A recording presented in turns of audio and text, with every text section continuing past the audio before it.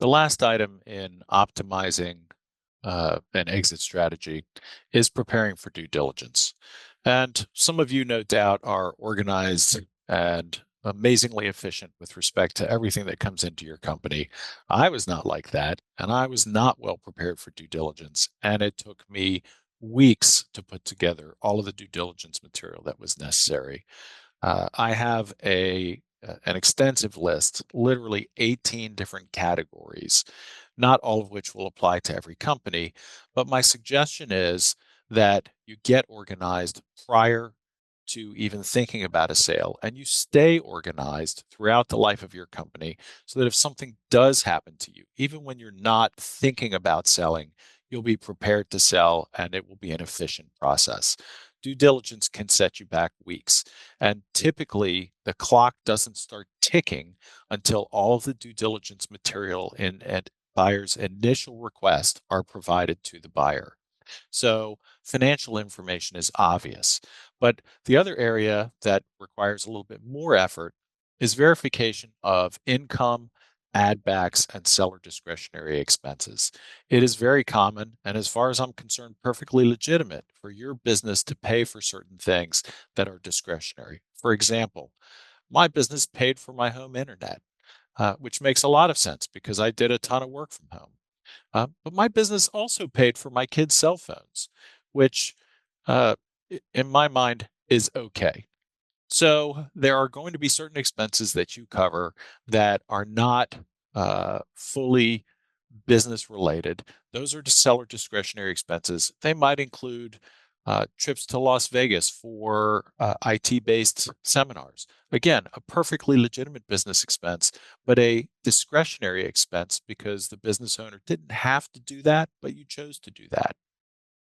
That type of information needs to be stored somewhere and it needs to be recorded over time because your buyer, as they do their due diligence, is probably going to want to look at multiple years, typically 3 years worth of add backs and seller discretionary expenses.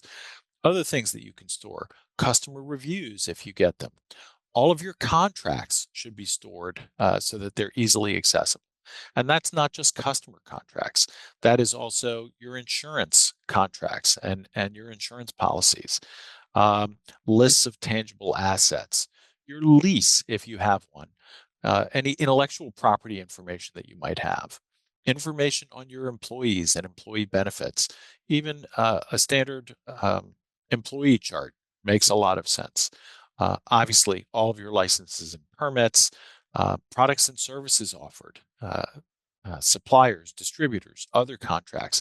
If you've had any tax issues or environmental issues or litigation, they each need their own folder in your due diligence folder and full information so that when the buyer buys you, they've got complete disclosure on what happened there.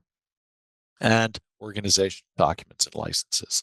I'm happy to provide my list to anyone who wants it. All you have to do is reach out, and my email address and phone number will also be in the show notes.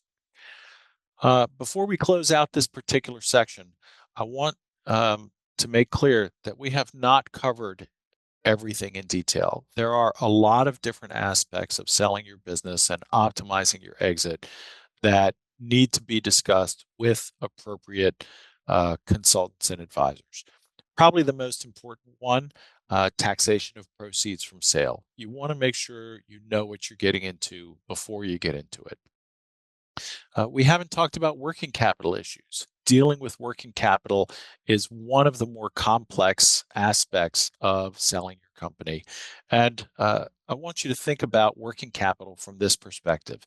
The amount of money necessary to run your business on a month to month basis doesn't belong to the buyer and it doesn't belong to the seller. It belongs to the business. So it is very common, especially in larger deals, for some working capital to be required of the seller.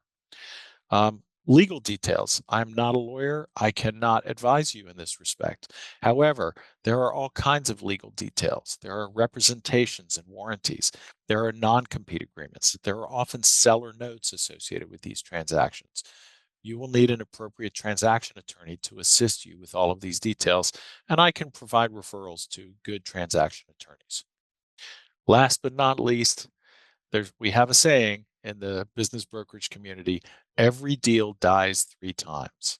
And so be aware that even if everything goes perfectly, this is still a rocky process and it might be difficult to complete. That's all for this episode. I hope you've enjoyed From Startup to Sale, a podcast by MSPs for MSPs. Please remember to check the show notes and to follow us if you think this content is valuable. Thanks so much, and I look forward to talking to you.